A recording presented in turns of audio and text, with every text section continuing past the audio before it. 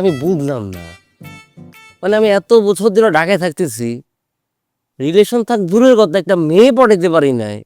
আর তুই আইসস কয়দিন হয়ে যায়, তুই আমার গল্প কইতেছিস কি তুই রিলেশনে গেছস, মাইয়া পটাইছিস। এটা এত সহজ না। ঢাকার মাইয়ারা প্রচুর কঠিন, হরিলটের বাতাস আনা যে ফুদিবার টুকটুক করে পড়বে। তুই জিন্দিগিতে আমার পাঞ্জাবি পড়তে দেখছস? হ্যাঁ দেখছি তো, ছোটবেলায় ঈদে জানতে পড়ছি। ওই মাইয়া আজকে আমার পাঞ্জাবি পেরাইতে কইছে। আমি শিওর মাইয়া নিজে আজকে শাড়ি পরে আসবো আর আমারে প্রপোজ করবো।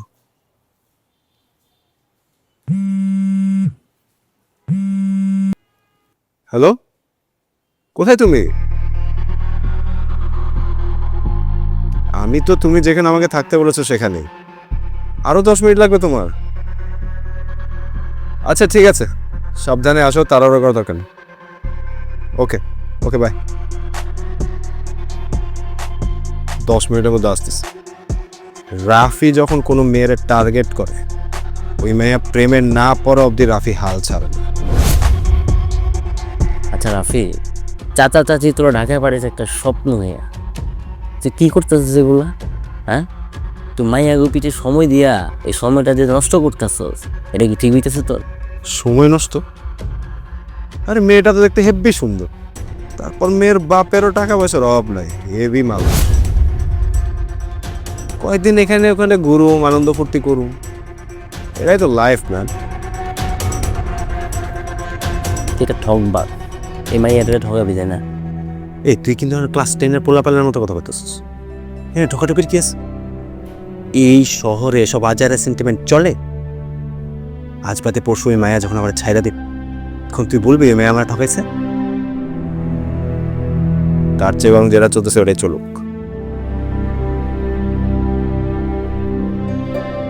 আচ্ছা, তোমার না 10 মিনিটস লাগার কথা? আমার মা মা তোমাদের সাথে এইভাবে দেখা করতে চেয়েছে। হ্যাঁ, প্ল্যানটা না করলে তো এ ছেলের আসল চেহারা চিনতেই পারতাম না। ছি ছি ছি, এত নিচু চিন্তা ভাবনা তোমার! এরকম নোংরা মানসিকতা নিয়ে ভালো মানুষ হবে কি করে? না না না আন্টি, আমি আসলে আমার বন্ধুকেই। একদম চুপ! তোমাদের প্রত্যেকটা কথা আমি শুনেছি। মা কি হয়েছে রাফি? এরকম একটা জঘন্য ছেলের সামনে দাঁড়িয়ে থাকতে আমার ঘৃণা হচ্ছে। বাসায় চল, সব হয়েছে? চল।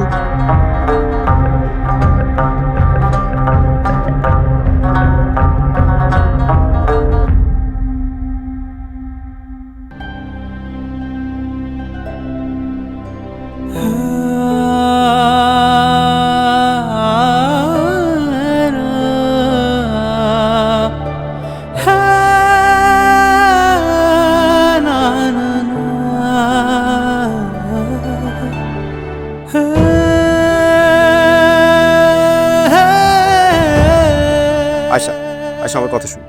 আয়শা প্লিজ আমার কথাটা শুনো। আয়শা একবার আপনার একটু জান, আমি ওর সাথে কথা বলি। জান, আয়শা শুনো, আমি বিশুকে যেসব কথা বলছি ওগুলো আমার মনের কথা না। বিশুকে আমি শুধু বুঝ দেওয়ার জন্য কথাগুলো বলছিলাম, নাহলেও আমার বাড়িতে সবকিছু জানে দিত। আমার সামনে থেকে সরে যাও।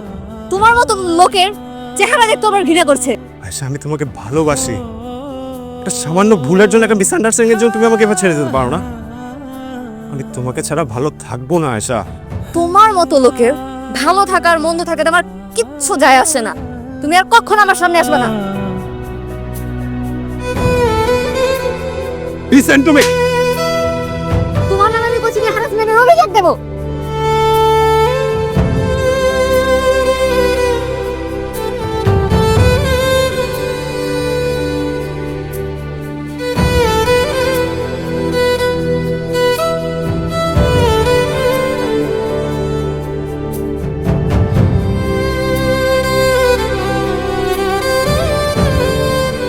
এই কোচিং সেন্টারের বয়স 12 বছর।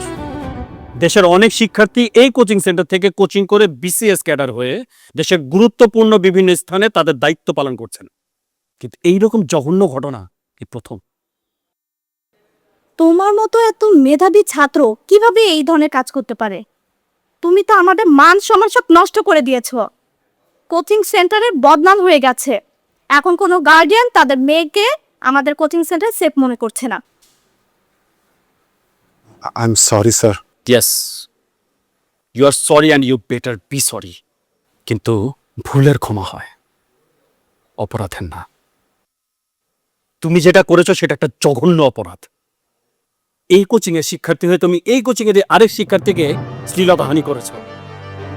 তোমার কাছ থেকে আমি এই জিনিস আশা করি না। একমাত্র তোমার ভবিষ্যতের কথা চিন্তা করে আমরা কোনো আইনি পদক্ষেপ দিচ্ছি না। বাট কোচিং সেন্টার আজকে তোমার শেষ দিন। আজকের পর থেকে এই কোচিং সেন্টারের আশপাশে তোমাকে যদি দেখি তাহলে পরিণতি খুবই ভয়াবহ হবে। Clear? Are you clear? Now get out.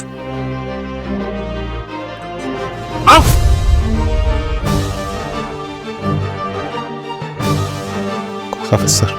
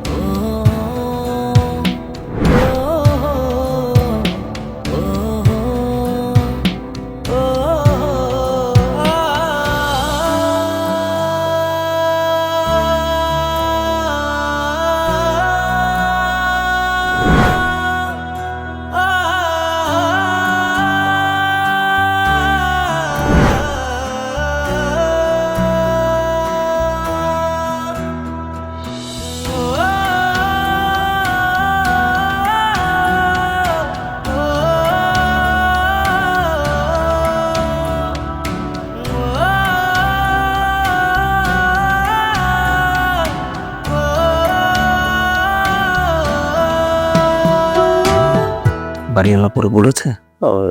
হ্যাঁ, কি?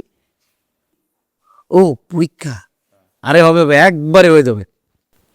Best of luck. হ্যাঁ পাইও, মন দিয়ে দিও। না, ছেলেটা ভালো।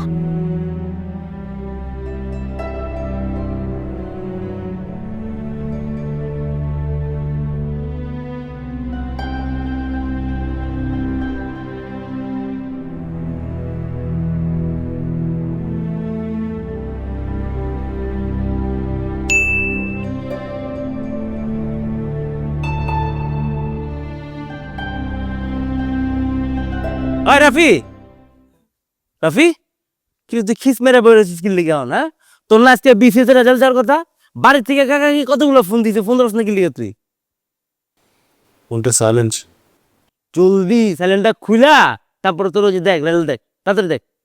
এ ছোট ভাই, ছোট ভাই, তোমার তো খেলা ঘটে গেছে। তুমি তো খেলা দেখাই দিছো মিয়া। বিসিএস প্রশাসন মা দেখো, মানে জিজ্ঞেস করে আমি তোমার রোল নাম্বার কালকে নিয়ে রাখছিলাম, অনলাইনে দেখে ফেলছি, তুমি এখন বিসিএস ক্যাডার। তাড়াতাড়ি রেজাল্ট দেখ, তাড়াতাড়ি রেজাল্ট দেখ। আরে দেখো,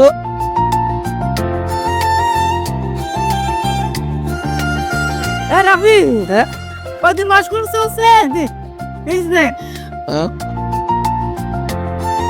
আমি কাকা গিয়ে ফোন দেখে রা। আরে হয়ে গেছে, মন খারাপ। কাকা রাফি পাস করছে। হ্যাঁ পরে ফোন দেবো। আরে বাড়িওয়ালার মুখে একটু মাইরা এসো। আরে হয়ে গেছে ছোট ভাই।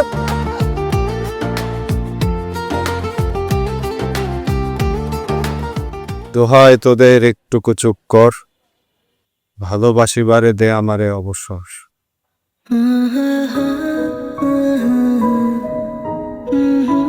প্লিজ ফিরিয়ে দিও না।